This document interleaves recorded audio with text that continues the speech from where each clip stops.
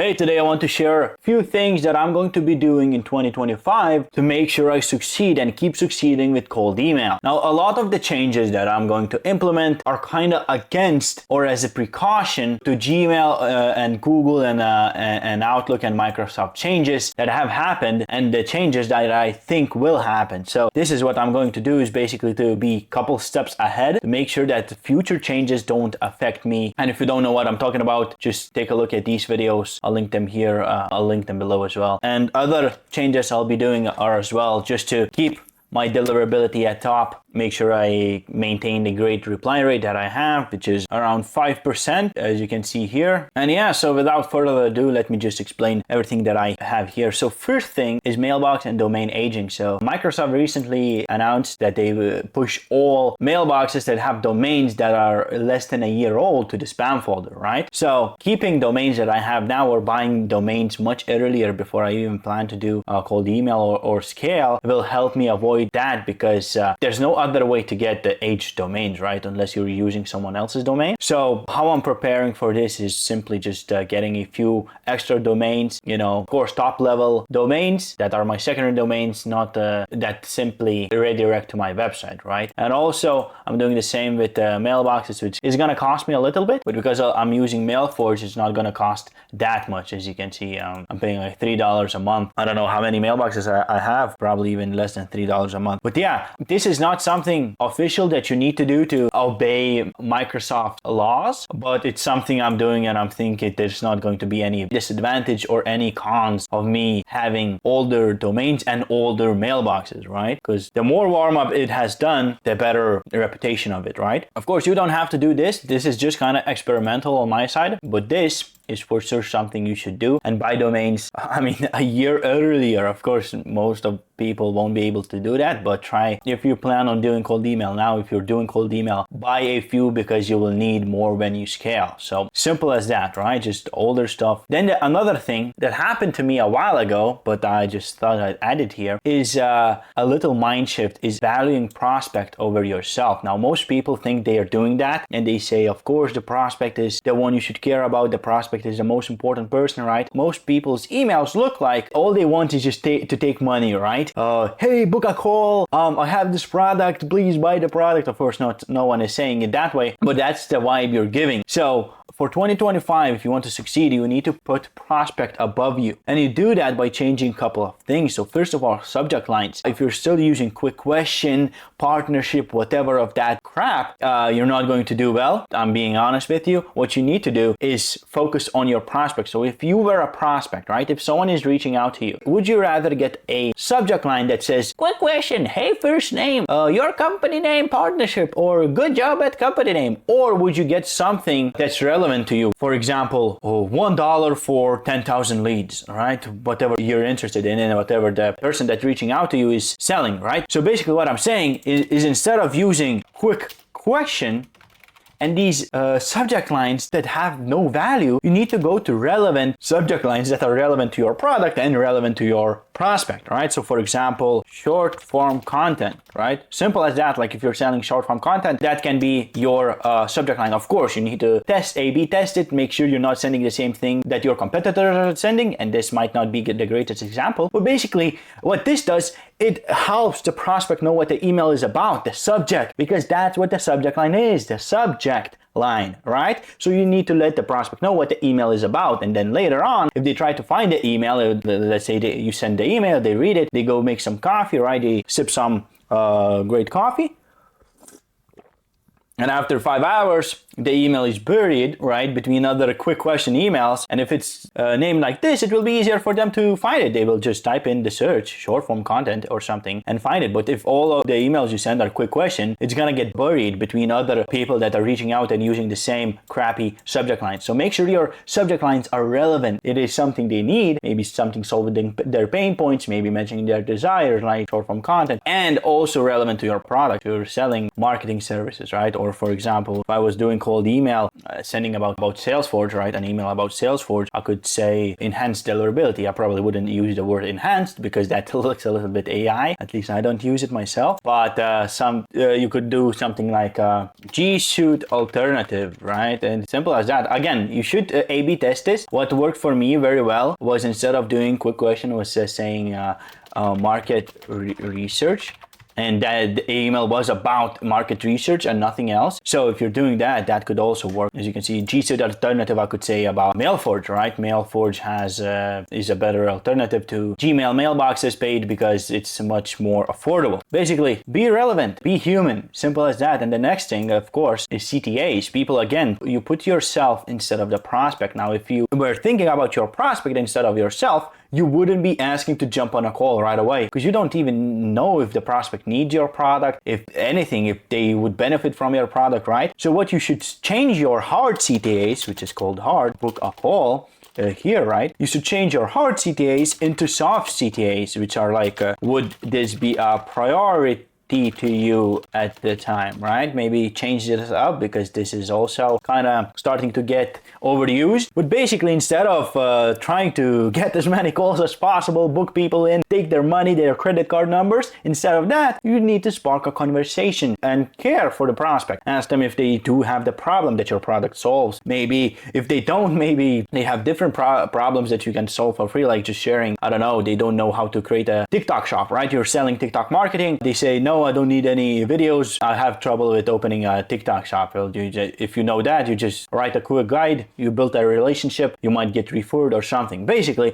you, instead of just getting as many calls booked, you build the relationships, you start conversations, and then you sell if you know that you can benefit your prospect, right? Because if you reach out and someone doesn't need leads, of course you don't pitch them leads, right? They're not doing cold email. You don't say, oh, you can buy mailboxes for $3 a month. They don't need that. So you first tell them, would you benefit from having a G Suite alternative, or why do you not leave G Suite, or do you have any issues with G Suite, right? Whatever it is, right? Instead of just coming in asking for 15 minutes, which is a lot for a stranger. Imagine going outside, meeting someone randomly on the street and telling them, can you come with me for 15 minutes? I'm gonna sell you something. Right? No one is going to talk to you because these people know that you want to book a call to sell them something. So the same, if you go on the street and tell someone, hey, give me 15 minutes of your time, I'm gonna sell this liquid detergent to you. I'm gonna tell you how amazing this is, right? No one is going to talk to you for 15 minutes.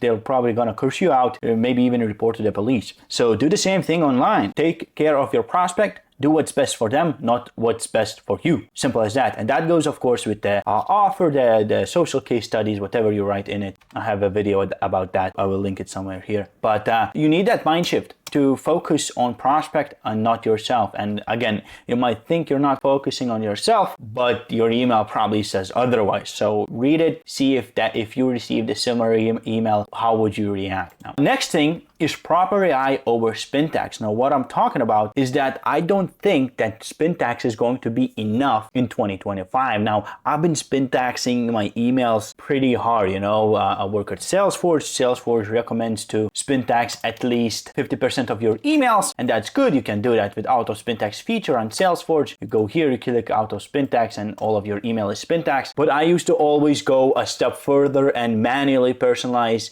Spin tax my whole email, the phrases, the words, each word, right? Each phrase, and give 3 to 5 different variations for each word or phrase that I do. But with the changes in cold email by Google, by Microsoft, I'm not sure if spin tax is going to be enough. Maybe it will if you're sending a low quantity of emails, but if you're starting to scale, I don't think you'll be able to maintain your deliverability and reply rate and everything and not go to the spam folder if you rely on spin tax alone. That's why I'm saying I'll probably be switching fully to AI because I've been using a mixture of both. Now, if you see I say proper AI because a lot of people try to use ChatGPT to write their emails and it's just terrible, right? We have some people just add a prompt and that's it, like write me, I don't know, sales email, whatever, right? So that's not going to work out. What I'm going to use is proper AI personalization feature by Salesforge. As you can see here, I showed this multiple times, but Salesforge has a feature where you can generate emails completely with AI. Now, of course, you can write email yourself. This is a simple email, right? But you can also generate emails with AI. Now, this is a fallback template just in case that your lead list doesn't have the information like LinkedIn profile and such. And now what's going to happen when you generate emails with AI is the app will use information about your product that you add in the Forge and the knowledge base and everything, and it will combine that information with prospects information from their website, their LinkedIn profile. So basically that makes each email that's being sent unique and personalized and relevant to the prospect that it's sending to. So if I was reaching out to Frank, the CEO of Salesforge, maybe it could mention the cups of coffee he drinks, right? Because he's a heavy coffee drinker. It could mention then something about cold email, and whatever I'm selling, it would put it nicely and relevant to him and personalized, and each email would be personalized. You can also select the tone, and that will eliminate any hiccups I would get by selling templated emails that are just syntaxed, right? Because if it's just syntax, it's still following a template. Of course, it is random, and the more syntax you add, the randomness increases. It will most likely not create two identical duplicate emails because you use custom variables as well. But I would trust this AI feature a lot more, or any other AI feature that's good, actually good, and not just a ChatGPT prompt, because this uses again information about your prospect and information you put in about your product in the Forge tab. Let me just show you that. So as you can see, the knowledge base here, you can add any knowledge to reply instantly to leads. But basically you create your product, you add product information, and that's going to be used to essentially write emails for you combined with the prospect information. And of course, if you don't want to rely on it, you can just AZ test other features, you know, like sending templated emails or sending emails with a simple icebreaker, right? It's again AI, but just a little text and icebreaker. So that's another thing I'm going to do coming in 2025. Again, I might myself A/B test stuff like templated emails versus templated plus icebreaker plus fully AI personalized, but I'm not going to rely on syntax alone anymore as much. So that's another change. Now, again, another thing I want to share is something I'm already doing is, but I wanted to share just to help you people out. So that is optimizing over scaling. Now, if you heard about it, you know that sales is just a numbers game. So if you send 1,000 emails and you get a 1% reply rate and get 10 replies, then if you want 100 replies, all you need to do is send more emails. So if then you go ahead, send 10,000 emails, you'll get 100 replies. And that's simple. That's math, right? It is. Sales is a numbers game. If you're cold calling, you get 5 booked calls today. Well, just cold call more and eventually you'll get 100 booked calls. But I thought about it, and I don't think this is the most efficient way to go about it, because if you think about it, if you change this number instead of this one, you also increase the reply rate, and this way you don't need as many leads. And I'll talk about why is that that might be a difficult thing or a problem in a bit. But this way you're basically sending a lot less emails, meaning you're paying less for software, you need less mailboxes, you need less domains, you need less management and everything, but you're still getting a lot more things. Of course, the increase from 1% reply rate to 5% reply rate does require a lot of work and a lot of knowledge, right? Unless you use like things like Agent Frank to automate everything, then you can just relax. But for us mere humans, this jump from 1% to 5% will take a lot, but it's possible. So instead, what I've been doing and what I will keep doing is, instead of just getting more emails, which is easy to scrape or buy leads, it's not hard, right? Instead of doing that, I will focus on increasing the reply rate number rather than my lead number to get more replies, because that's just a smarter way to go about it. And you'll understand why when I talk about lead sourcing. But basically, instead of just trying to scale every time you need more replies, try to improve your infrastructure, try to improve your messaging, try to get the reply rate, and in the end, of course, the positive reply rate as high as possible. Of course, eventually you'll go to diminishing returns, right? No matter how more work you do, you will not be able to increase this number by a lot. So I guess you can just stop there, but shoot for a better reply rate. If you're anywhere between 1 to 3%, before you scale, try to optimize everything. I don't know, see what's up with your mailboxes, with your domains if you're not getting great deliverability, if your open rate is suffering, if you're landing in spam. Maybe look at your email copy and run something like a spam checker, right? Spam checker to see maybe the email copy is what's pushing you to the spam folder, right? There's a lot of things to put to turn this 1 to 3% into 5% and even eventually more than 5%, which is amazing if you do that. And if you do that, it's going to be insane. Then whenever you send 10,000 emails, you're going to get, instead of 100, 500. That's 5x the results, right? So, and let's say out of 500 replies, you get 20 to 40% positive reply rate, meaning book a call. That's quite a bit, right? That's 200 or so replies. If you book half of those, that's if half of them show up to a call, you get 100 people, you conduct 100 sales calls, you close, I don't know what, 1 out of 10 people. If that's your numbers, I don't know, I'm just thinking out loud, but you get 10 new clients, right? So simple as that. It is a numbers game, but you shouldn't focus on just scaling everything, your output, your inputs, your infrastructure, but instead you should focus on optimizing it first. Some of you people will have it optimized to their best abilities, so it's not an option for you, but a lot of us have many places where we could improve, right? So mailboxes, everything. So focus on that. And now another argument as to why, because I'm changing my lead sourcing a little bit. So what I used to do is a simple thing, and that is just get as many leads as possible in my industry, you know, my targeted audience, my ICP, ideal customers profile, and just email them. Once I exhaust that list, I get new leads. And this is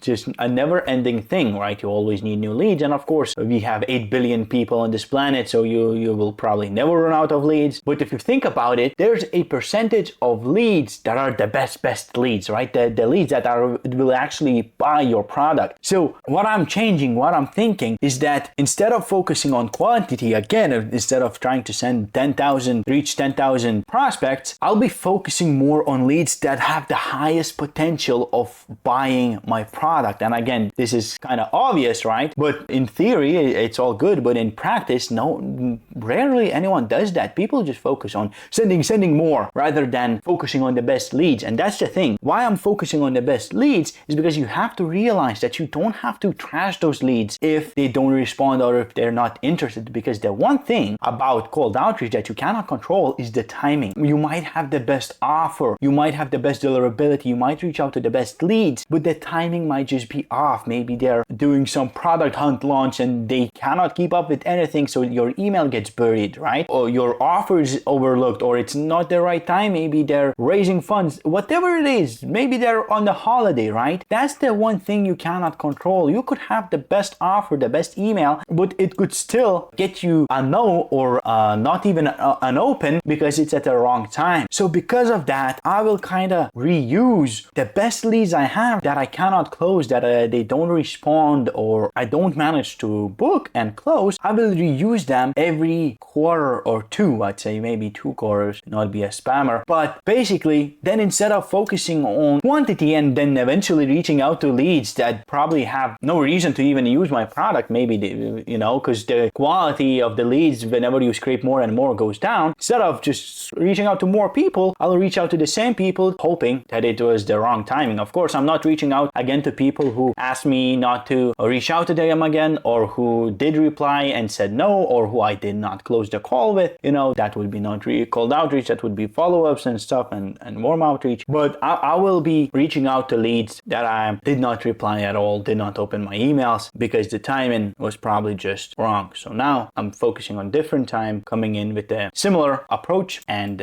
focusing instead on quality instead of quantity, which is obvious, but not often is put into practice. If you want to see these videos, I'll link them down below, and I'll link anything else that might be interesting to you. For example, writing great emails somewhere here. So yeah, have a good one and subscribe and peace.